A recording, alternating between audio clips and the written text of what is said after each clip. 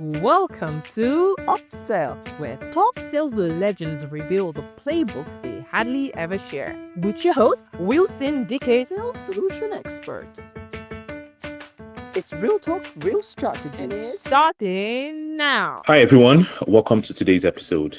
And today, I'm thrilled to introduce someone who truly embodies what it means to be a dynamic, data-driven, and people-first sales leader, Mayowa. With over a decade of experience across tech and high-growth sectors, Mayowa has built a reputation for turning go-to-market strategies into measurable success. From building scalable sales pipelines and closing high-value enterprise deals to launching market entry initiatives and cultivating customer-centric partnerships, his track record does speak for itself. What Mayowa sets apart is his ability to lead with both precision and empathy.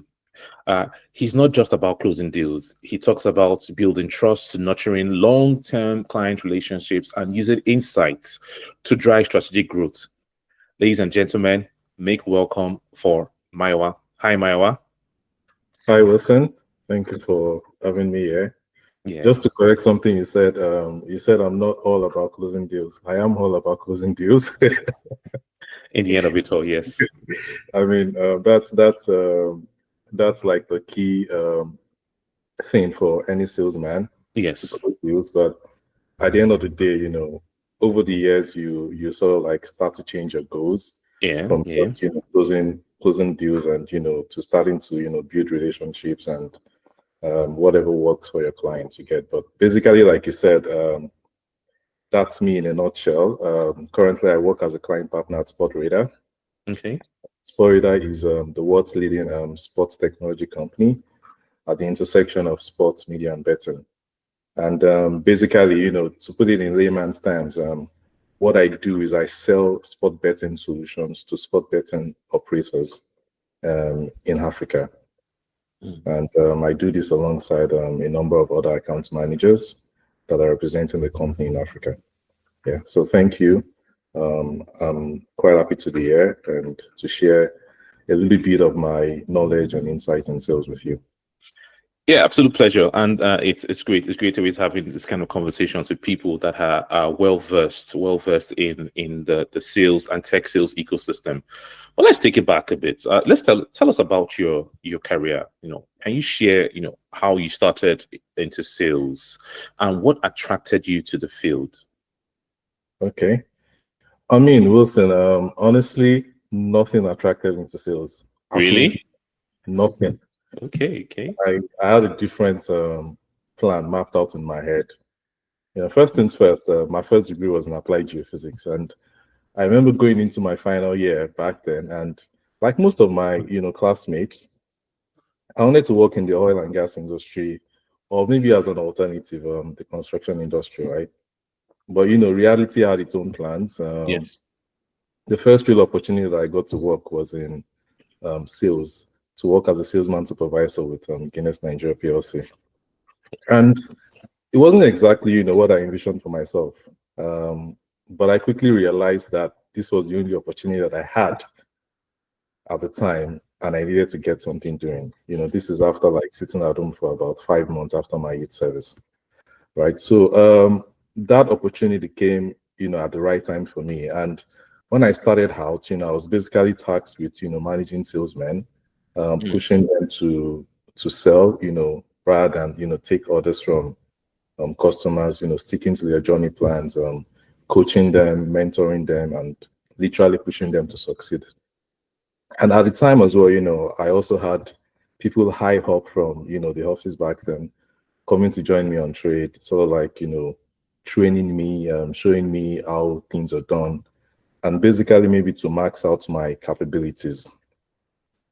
So I can make an argument to say my first sales role threw me straight into the deep end.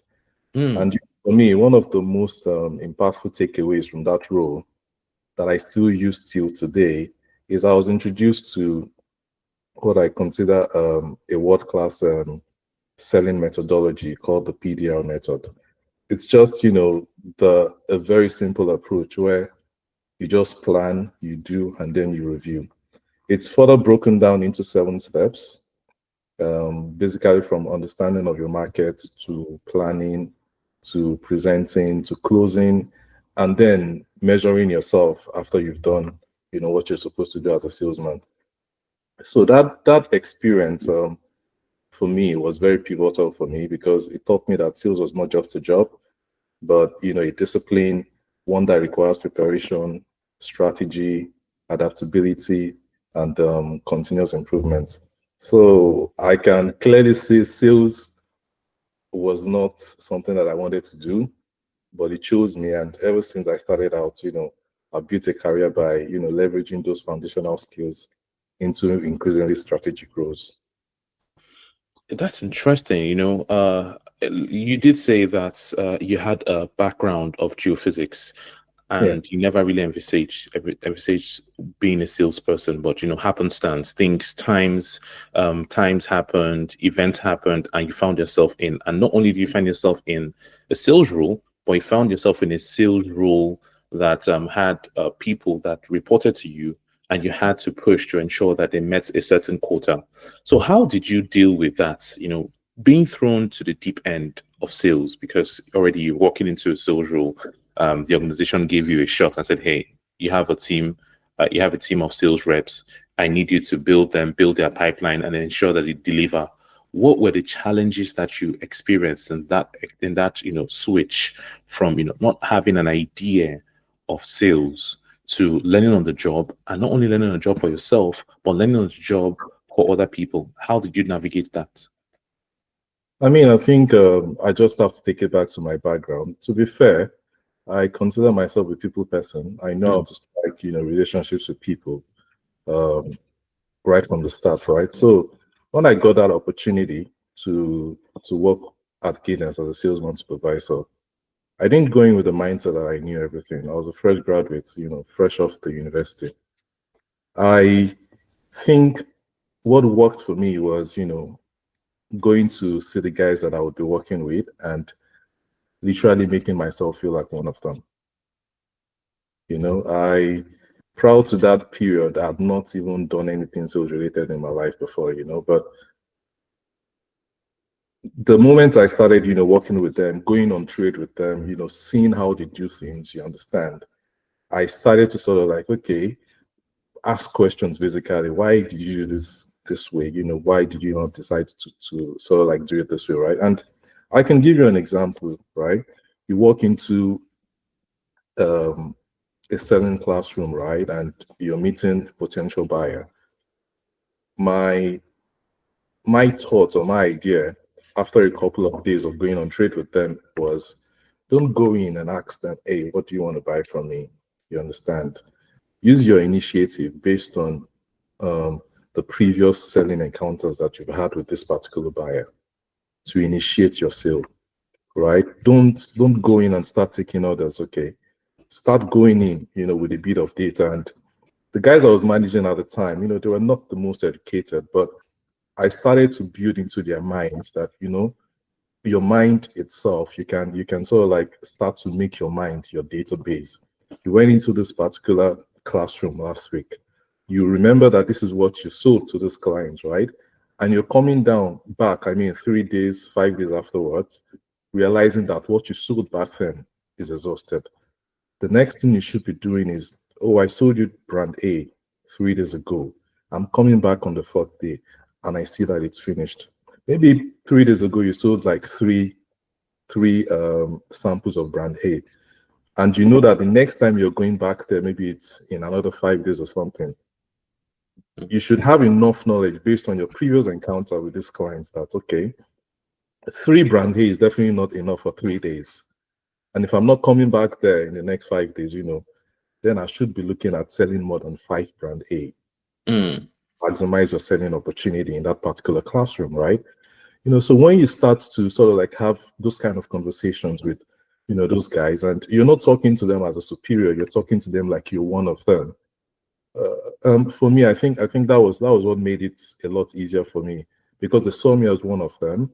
They were eager to listen to me. They were eager to listen to my ideas. And one important point is I was also eager to listen to them, because whether I like it or not, they knew the route more than I did. they knew the client more than I did. I would not assume based on, a single conversation with a customer that I know the customer, right?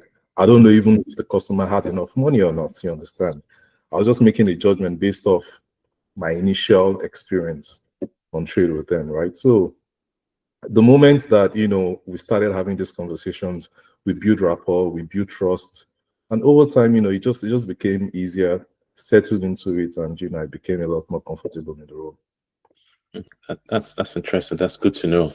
Yeah. So now with this experience, you should have a sales philosophy. I mean, there's a sales philosophy that helped you first off put yourself as a sales leader and also leading from the front, being empathic to what your sales team members are doing because they understood the routes and the plans better than you did. So you needed to come from the point that you're not looking at you're not seen as a condescending sales leader, but as a leader that is leading from the front, willing to learn and willing for people to learn from you. So how would you describe your personal sales philosophy? And over time, how has that evolved? Yeah, I mean, my sales philosophy is rooted in consultative selling. I basically focus on understanding my client's context, uncovering their needs, and try to deliver a solution that drives, long-term value. Firstly, for me as a representative of the organization that I work for, and of course to drive my clients, towards profitability. I know back to the early days in my career, sales for me was more about execution. Hitting volume targets, closing fast, managing routes and accounts efficiently. But those early stages, as important as they are, because it taught me, discipline and accountability. But over time, as I began to, evolve into more strategic roles, I started to realize that for me to sort of like be successful in my sales career, I need to earn and build trust. You create value for my clients beyond that immediate transaction. Yes. And for me, that is where, consultative selling took hold for me. I feel like the more you progress in your sales career, you should be able to get to a point where, your customers can comfortably pick up their phone and reach out to you because there's something that they want to discuss with you. That only happens when they trust you well enough. That would only happen when they think to themselves that, oh, Mayowa is not just trying to sell something else to me. He's trying to make me, profitable. He's trying to make sure that, I become as big as I can in whatever industry that I work in.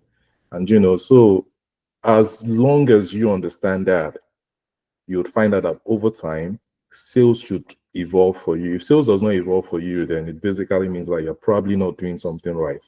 If every time you have to continually, chase and chase and chase, without emphasis on, building trust, building bonds with your clients, then, maybe there's a problem with your approach. And maybe for the sake of those, early on in their, sales career, a framework that, that has been instrumental to my approach ever since I started out in sales is called the EDIC model. And basically the EDIC model is just an abbreviation that stands for explore. And by exploring, you start by asking, the right questions to, uncover underlying business goals, pain points or growth gaps. And then the D there is to develop. The develop there is basically you shaping the conversations around those needs, helping the clients to articulate what success looks like for them. And then the high there is basically after exploring, after developing, then you start to introduce or present only relevant solutions that are aligned with their objectives. You shouldn't just be about what you offer, but actually what fits for them. And then the C there is basically to confirm, which is a very key point for every salesman. Always ensure clarity and alignment before moving forward. For me, it's a very simple, structured framework that supports deeper engagement. And I found out that it improves not only just my conversion for new clients, but most importantly, retention as well. Because, hey, you can't be closing new deals every time, right?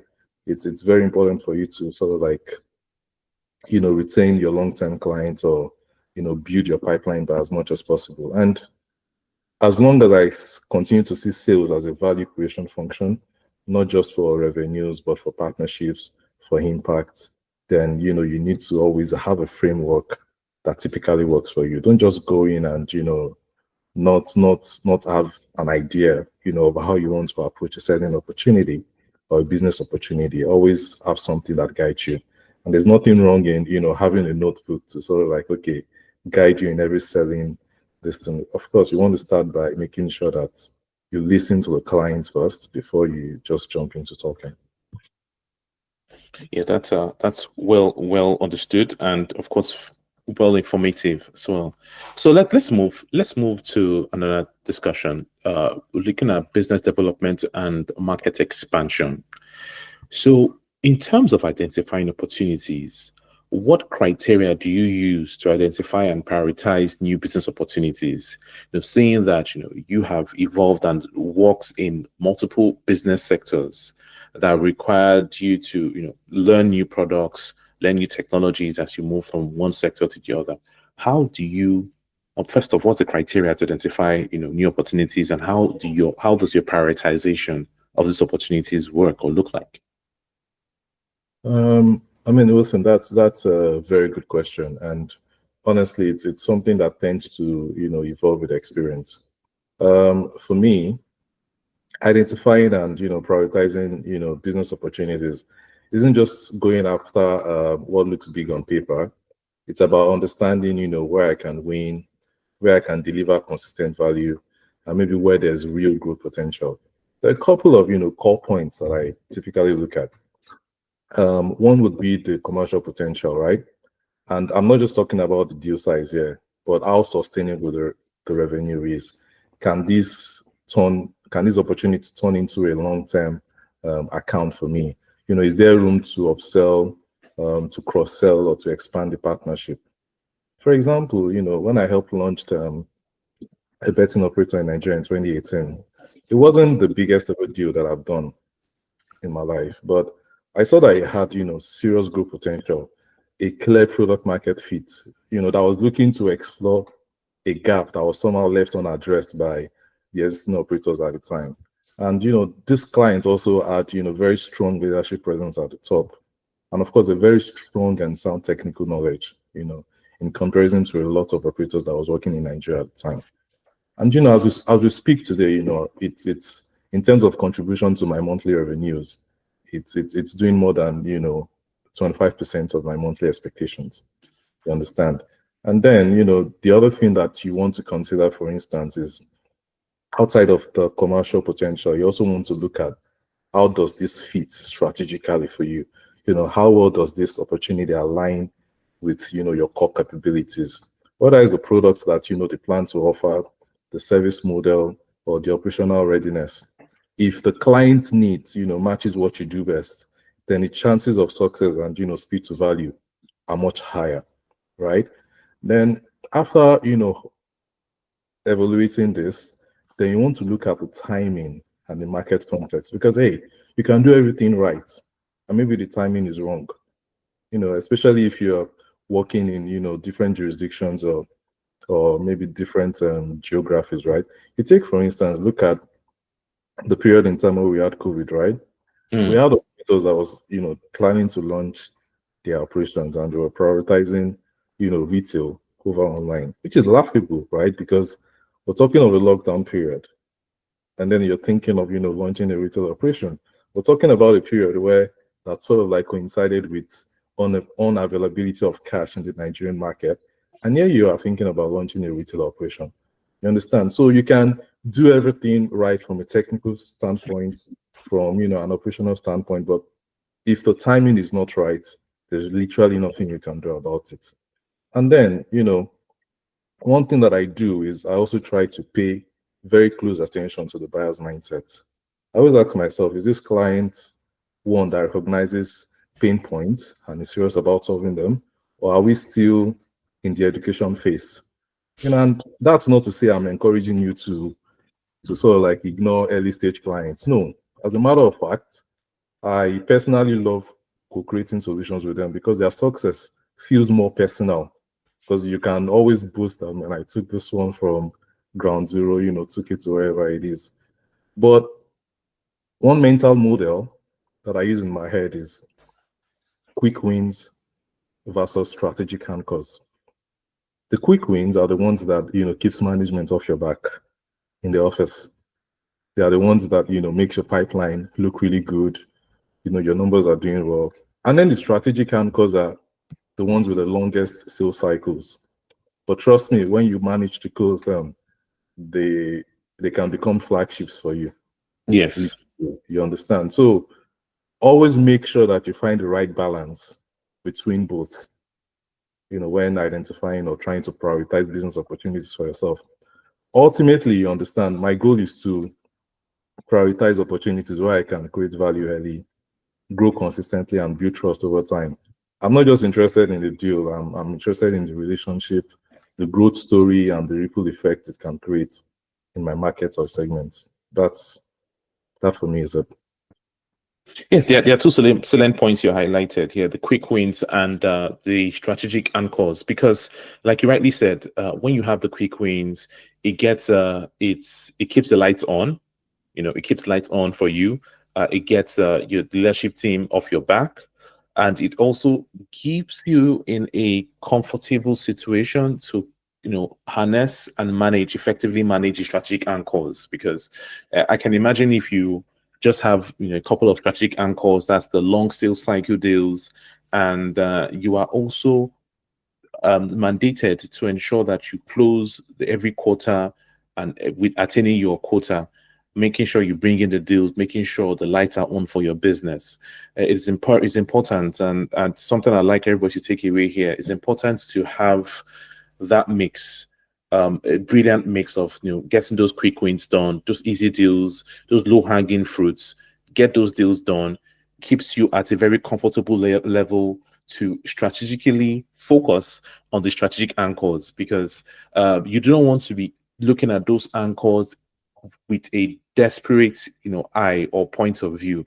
When you have that desperate lens on it, there are huge chances that you'll miss that deal, or you do some things that will make that deal either delay or fall off the way entirely. So it's very important that you highlighted that, and it's thanks for sharing that quick tip. So yeah, and even away from that, right? Yes, if we're talking about tech sales, you have to understand that there's what you call integration timelines, right? Yes. You can sign a deal today. To you, it's done, but the client is not starting to pay until the product is ready for launch. Absolutely. And, a lot of the times it depends on the capacity of, your partner's tech team, right? If the tech team is one that, takes a year to sort of like do basic integrations, then you know where to be found, but if it's one where they're fast, then, maybe you're just lucky, right? But the reality remains that in the tech space, there are deals that you can close quickly, get them live, start making revenues from them. And then there are those ones that, they want to take their time, not because they don't want to do it fast, but maybe because they want to build their own technology, maybe because they're in charge of, the whole life cycle of their business. You understand? Those ones take way long for it to complete, and you're not just going to sit down, waiting for them to sort of like, be ready, and then your budget is, just staring back at you, without any real, numbers going in, and you don't want to be in that loop as a salesman. That's why it's very important that you find a healthy mix of, quick wins that can, keep you afloat. Yes. And then strategic anchors, whenever they work out for you, all well and good, you can start to, milk them, but, the quick wins are super, super important. Excellent. Brilliant. Yeah. Okay, yeah. So let's move to something else. And this is team management and collaboration. Of course, you told us from the get-go that you had to get to the deep end, and you had a lot of team members you had to look after. But I want to ask this question from a different standpoint, which is technology integration. So what role does technology play in your sales process? And this is in terms of collaboration, because we've dealt well with team management. So in terms of collaboration and collaborative tools, what role does technology play in your sales processes, and are there any tools you find indispensable? Yeah, I mean, back when I started sales, I never gave, too much focus on technology. But, today, especially with the way I approach sales, technology plays a central role. Not just in terms of efficiency, but in helping me make smarter decisions and deliver better outcomes, for my clients. At its core, I still see sales as a people business. It's about relationship, it's about trust, it's about understanding, your client needs. But you'd realize that technology helps you to do all of that more effectively. And of course, at scale. For example, CRM systems like Salesforce are indispensable today. They help you to manage your pipeline visibility, they help you to track engagement, and stay on top of next steps. Especially when managing multiple stakeholders or long sales cycle. It's really not just about keeping the data in one place. It's also about using that data to drive follow up, forecast accurately, especially if you're working in a company that places a lot of emphasis on accurate forecasting. And of course, you also want to make sure that you're prioritizing the right opportunities. With a CRM system like Salesforce, you're able to do all of that. You understand? You don't want to be chasing the wrong opportunities at the wrong time. You want to be making sure that, or chasing the right opportunities at the wrong time, right? You just want to make sure that you're on top of everything, and CRM like Salesforce helps you to achieve all that. Then there's analytics, right? I've worked with tools like ClickSense, Python, Tableau, and basically I use them to identify patterns in my customer behavior. I use them as well to spot drop-offs in usage, or maybe to assess even a product performance. You understand? You potentially sold a product to a client, calling it the best in after ice cream, and you realize that it's not even moving the needle for them, right? So you want to make sure that you're on top of everything that is happening, and analytics helps you to do that. At different times as well, I've used those tools to identify, underperforming content segments for my clients. And with technology, what it does is now you're not just speaking from your house, you understand? You're able to put the data in front of the client, where you guys are sort of like use all of the learnings to sort of like realign the offering, and basically maybe you would potentially start to see significant uplift in their retention and their revenue. You understand? And of course, beyond that as well, you also lean on communication tools like, in my own case, Slack, and maybe some shared sales enablement platforms. Especially as I work remotely, right? So being able to share insights quickly, deliver updated collateral, or even just collaborate on a proposal in real time, can be the difference between a slow cycle and sort of like a closed deal. But that said, I always try to remind myself that tech is only as useful as the process behind it. A well-built CRM without disciplined inputs becomes, just a database. But, when you combine the right tools, with, the right strategic sales approach, then, the result can be powerful. So for me, sales is not just about, automation or convenience. It's about, enhancing insights, reinforcing structures, and making the sales process more impactful. So today, tech plays a central role in, how you should approach sales. Just being able to, look at, it's almost like watching a television, right? It's almost like watching a TV program. When you're able to like put in your data, it could be a sales data, it could be product data or whatever, you understand? Just being able to uncover, real life stories, just from that data helps you a lot, especially in sales discussions. That's very good. And just to buttress what you said, you could have the best or the shiniest CRM tool, but if there's no process behind that tool, like you rightly said, it just becomes a database. And that is why people and systems, people process systems are intertwined. They have to work. So you have a fantastic process or a sales strategy, and you have a fantastic or beautiful CRM tool. With this fantastic strategy, beautiful CRM tool, with the skill sets, people with the skill set to understand what is meant to be churned out of that system, of that CRM tool. That's only when magic happens. If there is a lack in either the people skills the strategy or the software itself, then of course it becomes it becomes subpar, and you'll not be able to achieve what you want to achieve, even if you have a fantastic strategy. If one, two, or more of those strategies are absent, or those three things, those three pillars, I call them three pillars: people, process, and technology. If one of them are absent, then it upsets the entire apple cart. So that's why it's important, like you rightly said, and I agree with you on that one. So great. I mean, we have been having an extensive conversation so far. I'd like to switch it up a bit and ask you a couple of questions. Now, I'd like to call this the sales war stories. And here I'll ask you a couple of questions. If you can, in a minute, give us your response. If you can't, you can do it in a minute or two. But a minute would be great. It would be like quick fire questions, and here goes. Okay. So, what's the most creative solution you have used to win a deal?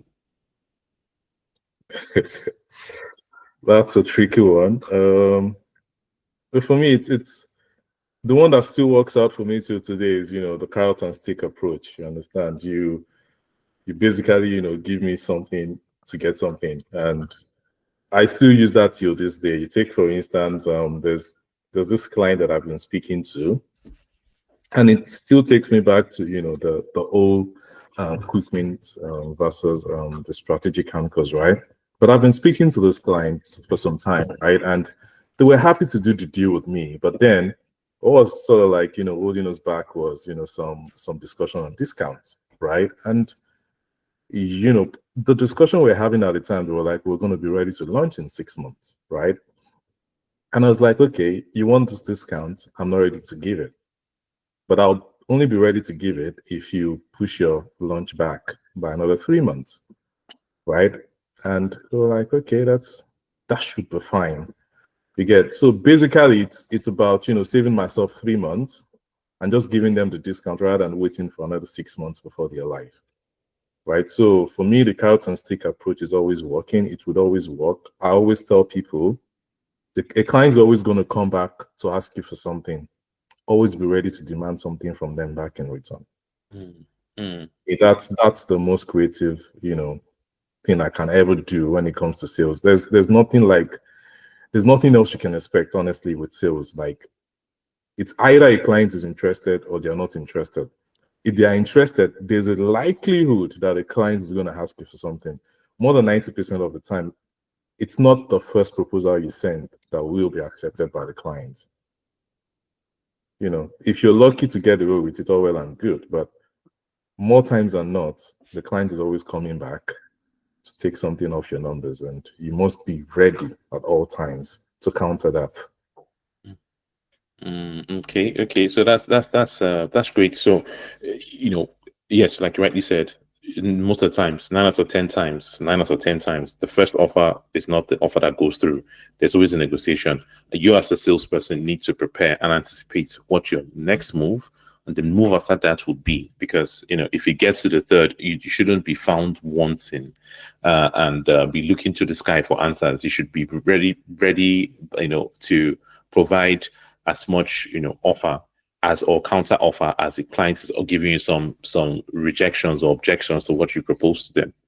So with that, now you said that the carrot and stick is what you've used, a creative solution that helped you win deals. So I'm sure you won tons of deals now. So how do you celebrate these big wins with your team using the carrot and stick strategy? How do you celebrate this win? Can you care to share?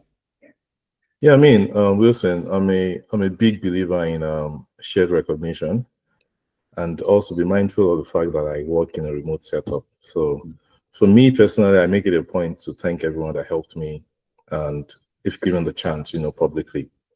Whether it's the pre-sales analyst, that sends me the right insights on the clients, or maybe the sales specialist, that helped me work on the proposal. Sometimes we just do team huddles, to share the story, not just to celebrate the wins, but, to also extract the learnings. And of course, where possible, a team lunch or maybe an outing never hurts. So typically for me, that's the approach to, celebrating big wins with my team. Yes, yes. Team bondings, public appreciations are like the favorite things that I've heard people say, and has worked. I myself, I'm a big believer of public appreciations, especially when the team members did put their all to it to ensure that the deal came through. It's quite rewarding for them to be recognized publicly, and of course, outings would also get everybody closer.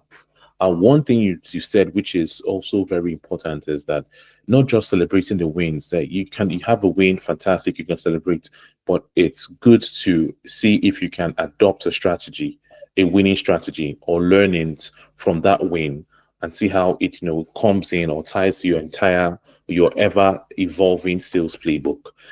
Because of course there's something that you did right. If a deal went in favor of you, you need to take out the learnings from what you did right. So that is also very nice for you to share that. All right, so let's get to the final part of this. And like I did say, this whole show, this whole podcast is to give people insights. There are a lot of people that will listen to this and will pique interest in sales. There are people that already started their journeys in sales, and they need some tips and ways or learnings from those that have been in sales for a couple of years, decades, and have excelled so far.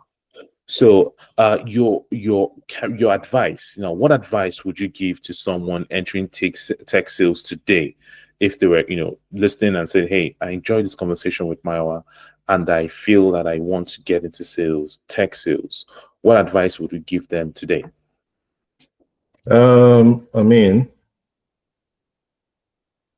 be yourself. Don't stop learning. Some years ago when I started my career in sales, I could never use, any analytical tool for that matter. I couldn't even use, Excel proficiently, you understand.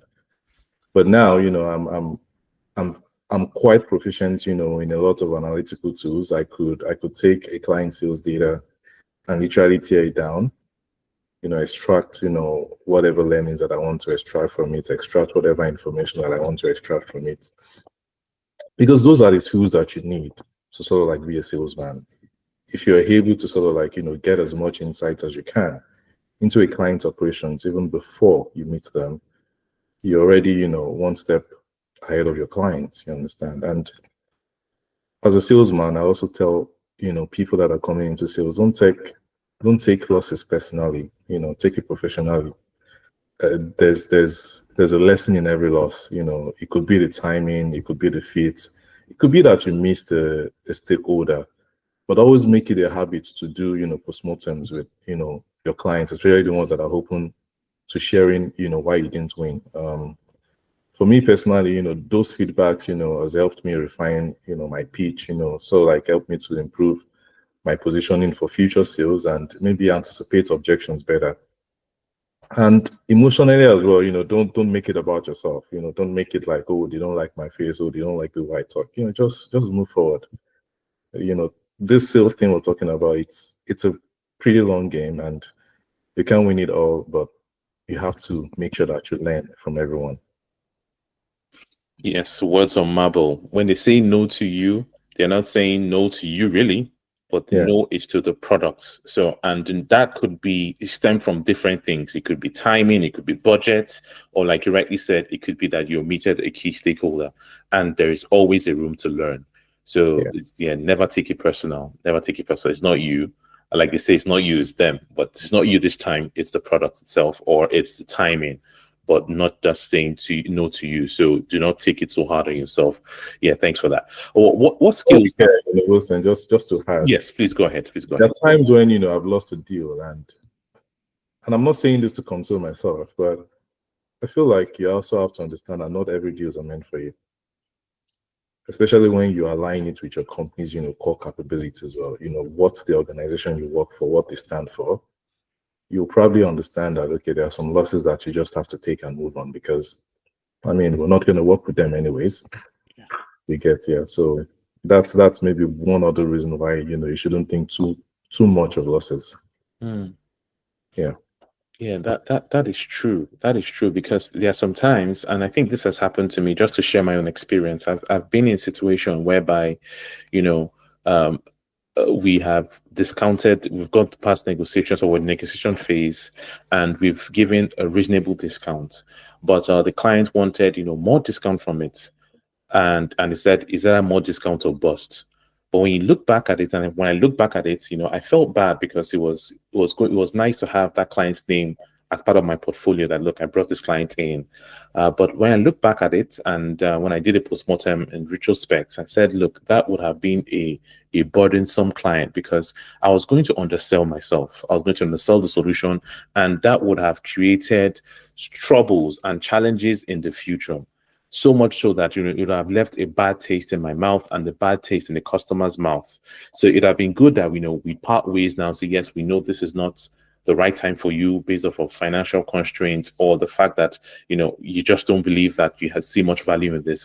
But we kept that professional relationship together and intact. So we still see now and we have conversations, but it would have been disastrous if I had fallen to or acceded or conceded to the fact that they wanted more discounts, even if it was going to bring more chaos to my portfolio. So that's also another point I wanted to bring in another angle. So if you have rejections, there are a couple of things to learn. It's either you're not speaking to the right client, it's not the right audience you have. It could be a problematic client, and like you rightly said, you're not meant to work with everyone. So if you say no, that could just be it. If they say no to you, that is right. And finally, what skills have contributed most to your success in sales? I think it's my motivation, and obviously as well, it's my family as well. You understand? There's something as a man that comes with knowing that you have mouths to feed. Tell me about it. You understand? Like, Yes. I mean, if that doesn't keep you motivated as a human being, more so as a man, then I don't know what should. For me personally, it's about staying outcome focused, breaking big opportunities into manageable checkpoints. I don't obsess over closing. I try as much as possible to stay focused on the program, on the process rather.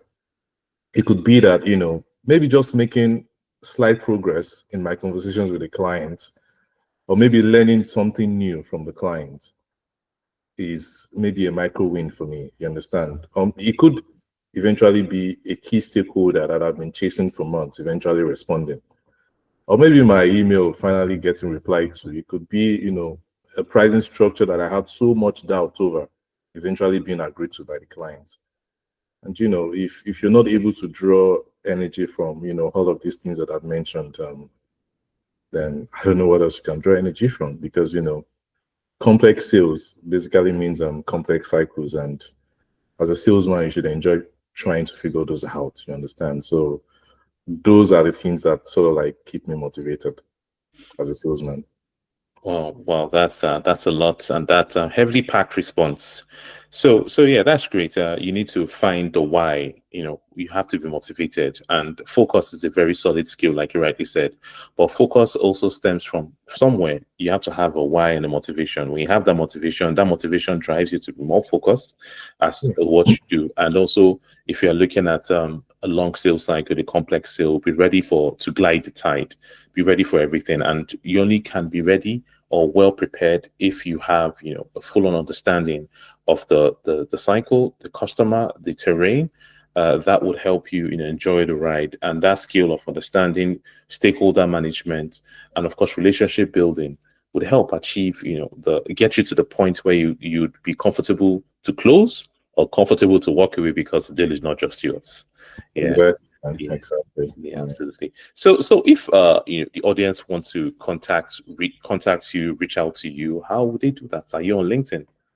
Yeah, I'm on LinkedIn as Mayowa Oni, and pretty much I'm very active there. I respond to everyone that reaches out to me on LinkedIn. Yeah, so from there then we can progress the conversation afterwards. Absolutely. So Mayowa's LinkedIn will be on the show notes. So please do well to reach out to him. If you have points that he raised today that you want him to expand on, I'm sure he'll be happy to, take the conversation further with you. So I think that's it. That's a wrap for us today.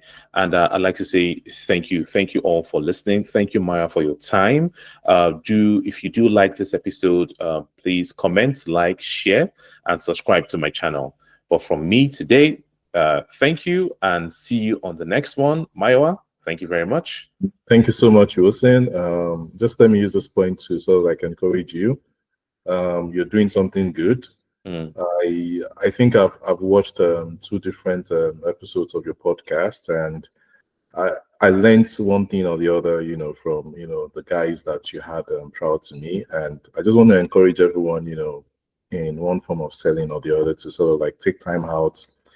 You might not watch everything in a day. Like in my case, I think I took about 5 to 6 days to watch the 2 episodes. Like just take your time, go through it. There's a lot to learn from everyone. It could just be 1 minute out of the 50 plus minutes from a speaker that you learn from. But whatever the case is, it's something that I enjoy, and I just want to appreciate you for doing this. The views might be low now, but don't drop your guard. Keep dropping them, and I'm sure that over time, you'd look back to this day and be happy that you never stopped. Absolutely. Thank you so much for the words of encouragement. And this is also the cue for everyone to go ahead and listen to the other episodes. Like Maya rightly said, it's been packed. There's a lot of information, a lot of knowledge to learn. So yeah, please do that for me. And thank you so much, Maya, for the words of encouragement. It means a lot to me. It means a lot. So I appreciate that. All right. Wilson, thank you, buddy. Yeah, sure. Have a good one. Cheers, guys. See you later.